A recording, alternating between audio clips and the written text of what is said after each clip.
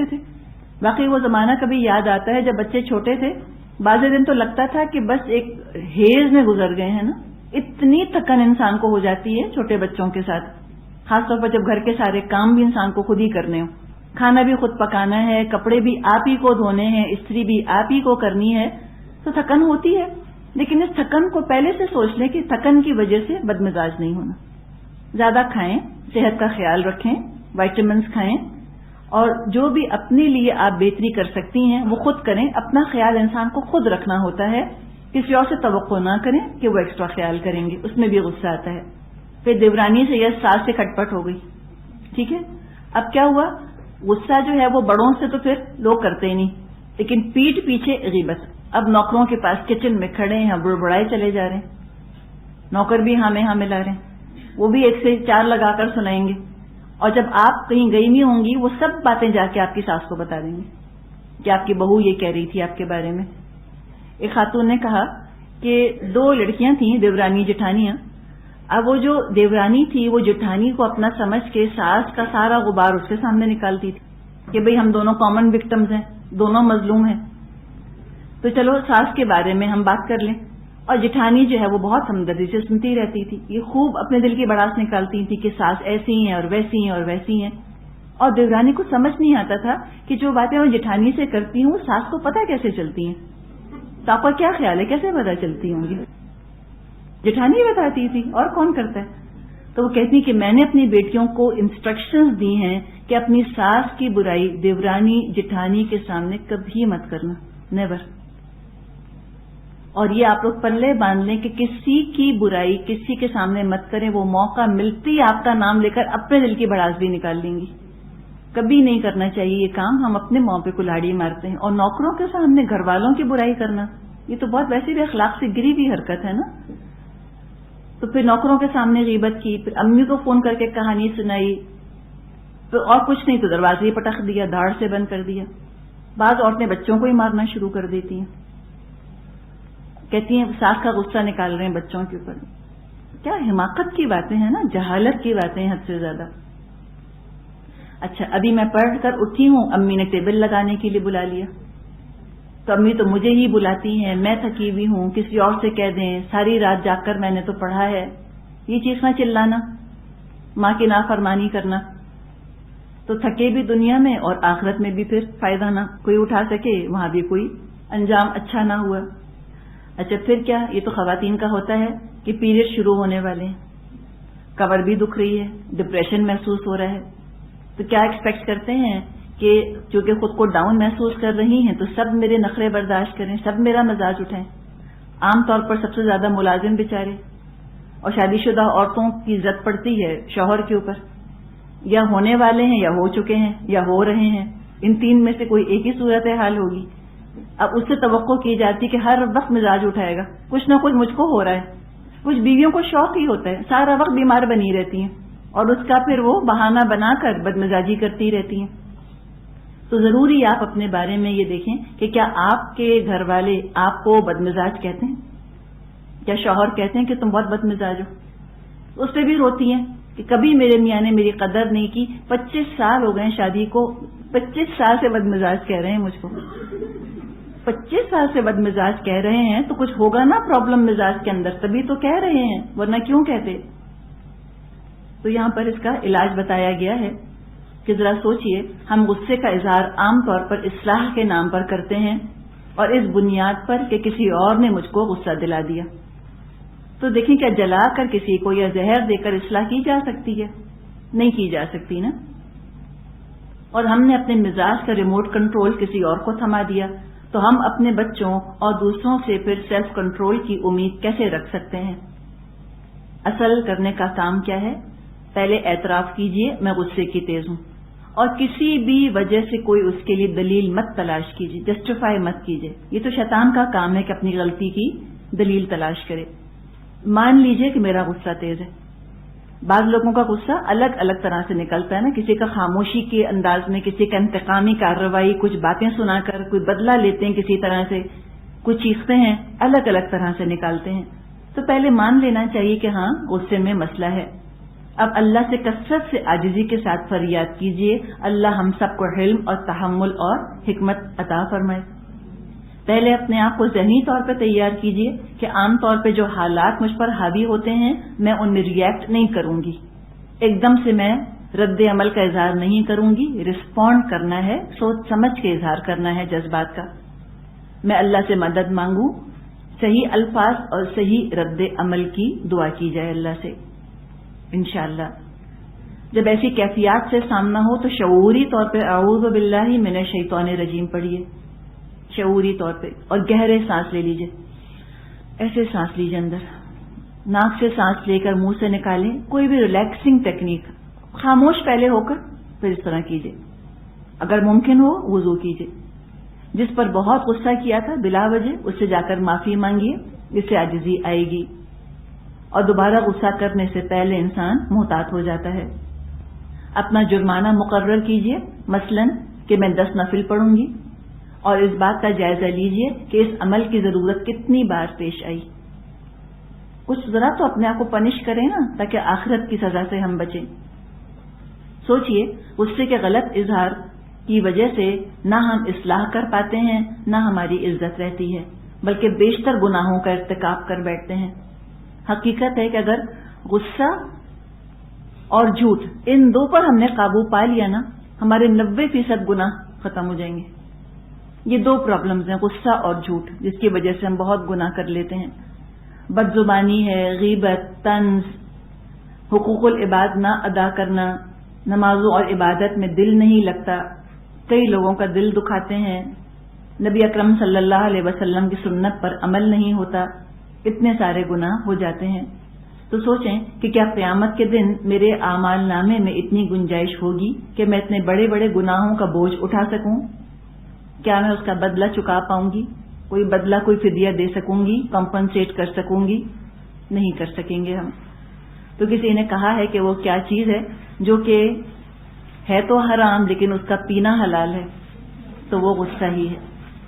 تو اللہ تعالیٰ سے ہم بھی دعا کرتے ہیں کہ اللہ تعالیٰ ہمیں اپنے غصے کو قابو پانے کی توفیق عطا فرما دے، اور اللہ ہم کو بھی علم اور حلم کی زینت سے آراستہ فرما دے۔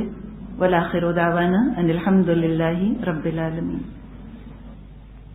نحمدہ ونصلی علی رسولہ الکریم۔ اللہم طہر قلبی من النفاق وعملی من الریاء ولسانی من الکذب وعینی من الخیانہ فإنک تعلم خائنۃ الأعین وما تخفی الصدور۔ اللہم آت نفسی تقواها وزکیها انت خیر من زکاها انت ولیها ومولاها آمین یا رب العالمین۔ ابو ہریرہ رضی اللہ عنہ نبی اکرم صلی اللہ علیہ وسلم سے روایت کرتے ہیں، آپ نے فرمایا آیت المنافقی ثلاث، منافق کی 3 علامات ہیں۔ پہلی علامت اذا حدث کذب، جب بات کرتا ہے جھوٹ بولتا ہے، وَإِذَا وَعَدَ أَخْلَفَ، جب وعدہ کرتا ہے وعدہ خلافی کرتا ہے، وَإِذَا اؤْتُمِنَ خَانَ، اور جب امانت رکھوائی جائے اس کے پاس تو خیانت کرتا ہے۔ یہ متفق علیہ حدیث ہے، یعنی بخاری اور مسلم دونوں میں موجود ہے۔ آج کا موضوع ہمارا جھوٹ ہے، کذب، اور پہلی علامت منافق کی جو حدیث میں بیان کی گئی اذا حدث کذب، جب بات کرتا ہے جھوٹ بولتا ہے۔ پھر آگے وعدہ خلافی، خیانت، یہ سب چیزیں جھوٹ ہی کی شکلیں ہیں۔ ایک اور روایت میں الفاظ آتے ہیں وَإِنْ صَامَ وَصَلَّى وَزَعَمَ أَنَّهُ مُسْلِمٌ، چاہے وہ نماز پڑھے، وہ روزہ رکھے اور وہ اپنے بارے میں گمان کرے کہ وہ مسلمان ہے، لیکن اگر وہ جھوٹ بولتا ہے، وعدہ خلافی کرتا ہے، خیانت کرتا ہے، تو وہ منافق ہے۔ وَإِنْ صَامَ وَصَلَّى وَزَعَمَ أَنَّهُ مُسْلِمٌ، چاہے وہ روزہ رکھے، چاہے وہ نماز پڑھے، چاہے وہ اپنے بارے میں یہ زوم رکھے، زعم، یہ زوم رکھے کہ وہ مسلمان ہے، مسلمان نہیں، منافق ہے۔ واقعی حقیقت ہے کہ اگر مسلمانوں میں سے غصہ اور جھوٹ نکل جائے تو بہت سے گناہوں سے ہم بچ جائیں. محدود سے محدود اندازہ لگایا جائے تو کم از کم 50% گناہوں سے ہم بچ جائیں گے اگر ان دو چیزوں سے اللہ ہمیں نجات دے دے. اللہ تعالیٰ نے فرمایا ہے منافقوں کے بارے میں کہ فی قلوبہم مرض، ان کے دل میں تو ایک مرض ہے. فزادہم اللہ مرضا، تو اللہ نے بڑھا دیا ان کو مرض کے لحاظ سے. کیا مرض ہے؟ نفاق کا مرض ہے. وَلَهُمْ عَذَابٌ أَلِيمٌ بِمَا كَانُوا يَكْذِبُونَ، اور ان کے لیے دردناک عذاب ہے. کیوں ہے؟ بوجہ اس کے کہ وہ جھوٹ بولتے رہتے ہیں. کانو یکذبون، مسلسل جھوٹ بولتے ہیں ہر بات میں.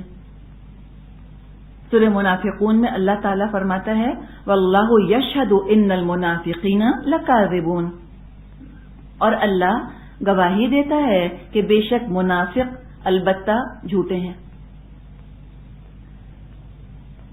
سورہ زمر میں فرمایا ان اللہ لا یہدی من ہوا کاذب کفار، بے شک اللہ نہیں ہدایت دیتا ایسے شخص کو جو جھوٹا ہو اور جو کفر کرنے والا ہو. سورہ توبہ میں فرمایا گیا یا ایھا الذین آمنوا، اے لوگو جو ایمان لائے ہو، اتقوا اللہ، تم اللہ کا تقوی اختیار کرو، وکونوا مع الصادقین، اور تم سچوں کے ساتھ ہو جاؤ، تم سچوں کی صحبت اختیار کرو. تو تھوڑی سی بات ہم جھوٹ پر کرتے ہیں. پہلے ہم یہ دیکھنا چاہیں گے کہ کن وجوہات کی بنا پر جھوٹ بولا جاتا ہے، اور اللہ نے چاہا تم کوشش یہ کریں گے کہ تھوڑا تھوڑا کہیں کہیں علاج بھی تجویز کرتے چلے جائیں اپنے جھوٹ کے لیے، اور پھر اکٹھا انشاءاللہ تعالیٰ پھر علاج کے اوپر بات کریں گے. تو کئی وجوہات ہوتی ہیں جھوٹ بولنے کی. اس کا انحصار اس بات پر ہے وجہ کا کہ انسان اس وقت کس پوزیشن میں ہے، کیا اس کی حیثیت ہے. اپنی حیثیت کے حساب سے جس مقام جس پوزیشن پر وہ ہوتا ہے معاشرے میں، اس کے حساب سے بھی وہ الگ الگ وجوہات کی بنا پر جھوٹ بولتا ہے. کیسے؟ دیکھیے مثال کے طور پہ اس معاشرے میں رہتے ہوئے کہیں ہم ماتحت کی حیثیت سے ہیں، ٹھیک ہے، کہیں ہم کسی کے مہمان کی حیثیت سے جاتے ہیں، کہیں ہم کسی کے میزبان ہوتے ہیں، کہیں ہم کاروبار کرنے جا رہے ہوتے ہیں، کہیں کچھ خرید رہے ہوتے ہیں، کہیں کچھ بیچ رہے ہوتے ہیں. منافق کا مسئلہ کیا ہوتا ہے؟ جب جہاں جس حیثیت میں ہوتا ہے جھوٹ بولتا ہے. تو یہ ہم کو وجوہات دیکھنی ہے کہ کیا وجہ ہے جو کہ جھوٹ بولا جاتا ہے. ایک وجہ ہے ڈر یا خوف کی وجہ سے، یہ بھی وجہ ہے جھوٹ کی.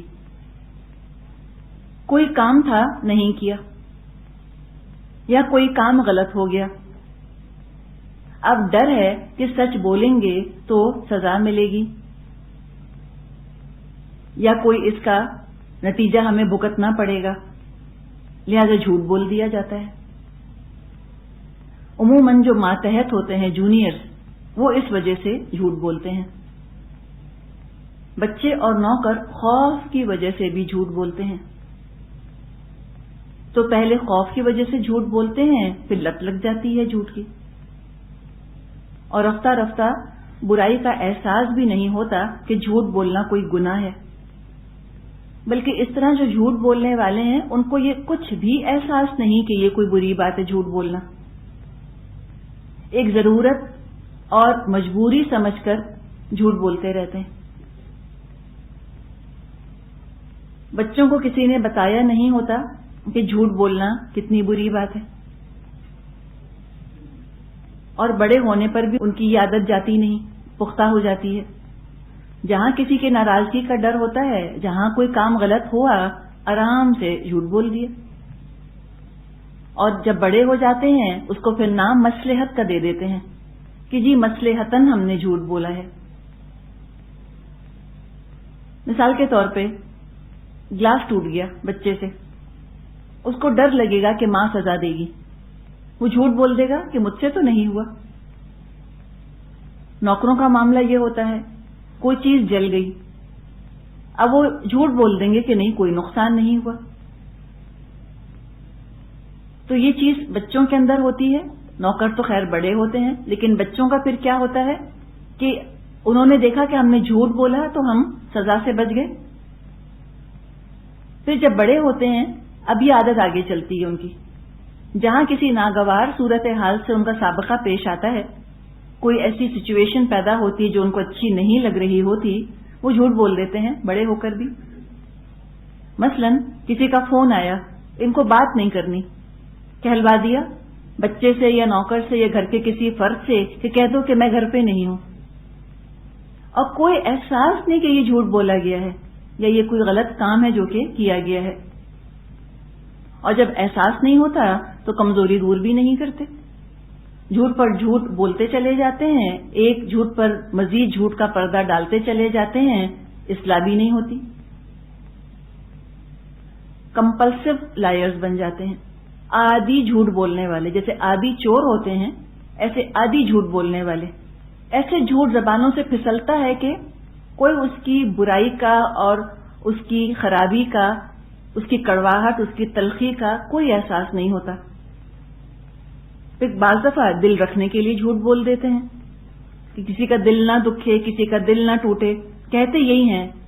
اگر آپ ان سے کہیں کہ بھئی وہ فون آیا تھا تو آپ کیا دیتی کہ میں ابھی بات نہیں کر سکتی، تو کہتے ہیں کہ نہیں اس کا دل ٹوٹ جائے گا. تو مصلحتاً تو جھوٹ بولنا جائز ہے، تو ہم نے تو چاہا کہ دل کسی کا نہ دکھے، وہ زیادہ بڑا گناہ ہے دل کا دکھنا، تو لہٰذا ہم نے یہ کہہ دیا کہ بھئی ہم گھر پہ نہیں ہیں تاکہ ان کو برا نہ لگے.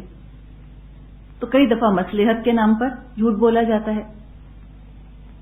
ابھی جو ہم نے بات کی ڈر اور خوف کی، اس کا علاج کیا ہے؟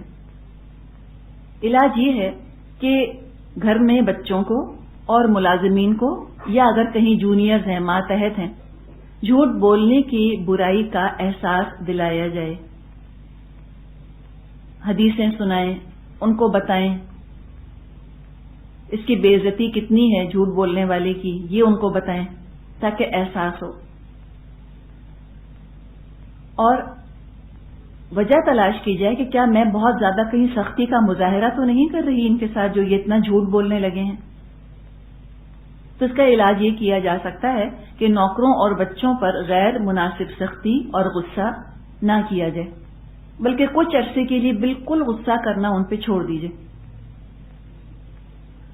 اکثر بچوں کو جھوٹ کی عادت ہو جاتی ہے، اکثر بچوں کو، جو بھی وجہ ہو، بہرحال اس عادت سے نجات تو دلانی ہے. اب دیکھیں اگر سارے بچے سیکھے سکھائے سنبھلے سنبھلائے بالکل تربیت یافتہ پیدا ہوں تو اللہ تعالیٰ کو تو پھر نہ ماں باپ پرووائڈ کرنے کی ضرورت تھی اور نہ قرآن نازل فرمانے کی ضرورت تھی کہ یتلو علیہم آیاتہ و یزکیہم، کہ اللہ کے رسول ان پر آیات تلاوت کرتے ہیں اللہ کی اور ان کا تزکیہ فرماتے ہیں. تو خرابی ہوگی تو تزکیہ ہوگا نا. اور بچوں کی تربیت کرنی ہوتی ہے تو اللہ تعالیٰ نے ماں باپ کی ذمہ داری لگائی ہے. پیدا کرنا کیا مشکل ہے؟ پیدا کرنا اتنا مشکل نہیں جتنا مشکل تربیت کرنا ہے. اور بچوں کے اندر خرابیاں پیدا ہوتی ہیں. بچہ جھوٹ بولتا ہے، ہم اور زیادہ ڈانٹتے ہیں اس کو، وہ اور ڈر جاتا ہے اور سہم جاتا ہے اور پھر وہ مزید جھوٹ بولتا ہے. تو اگر اس طرح محسوس ہوتا ہے ہم میں سے کسی کو کہ ہمارا بچہ جھوٹ بولتا ہے یا ہمارے نوکر جھوٹ بولتے ہیں، پہلی وجہ ہم یہ سمجھیں کہ شاید ہم نے ان کو خوف زدہ بہت کر دیا ہے.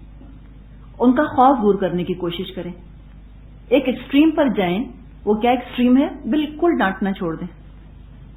بہت خراب نمبر آتے ہیں بچوں کے، بچے کتابیں چھپا دیتے ہیں یا خود ہی سائن کر کے لے جاتے ہیں، یہ سب دھوکہ اور جھوٹ ہے. کچھ دن قابو پا لیں اپنے اوپر. بچہ کتنے بھی خراب نمبر لے کر آئے، آپ اس کو بٹھا کر سمجھائیے کہ میں تمہیں کچھ نہیں کہوں گی لیکن تم جھوٹ مت بولنا مجھ سے، جو ہے تو مجھے بتا دو، جو ہے تو مجھ کو دکھا دو. اب اگر وہ 0 آؤٹ آف 10 بھی لے کر آتا ہے بچہ، تو آپ اس وقت کیا کہیں گی اس سے؟ آپ اس کے نمبر نہیں دیکھیں گی، آپ کہیں دیکھو تم نے جھوٹ نہیں بولا نا، تم نے مجھ کو دھوکہ نہیں دیا. پہلے ایک بڑی چیز کا علاج کرنا ہے. دیکھیں یہ 0 تو دنیا کا معاملہ ہے نا، یہ تو انشاءاللہ ٹھیک ہو جائے گا. اور یہ جھوٹ بولے گا تو جھوٹ تو جہنم میں لے جانے والی چیز ہے، اس کی بھی تو فکر ہمیں کرنی ہے. نمبروں کا یہ نہیں کہا جا رہا کہ آپ 0 دیکھ کر بس خوشی رہیں، نہیں، اس کی بھی آپ فکر کریں، اس کا بھی علاج کریں. لیکن جو زیادہ بڑی چیز ہے پہلے اس سے ہم اپنے بچے کو بچائیں گے. ایک طرف سے مچھر آ رہا ہے بچے کو کاٹنے, ایک طرف سے سانپ آ رہا ہے بچے کو کاٹنے.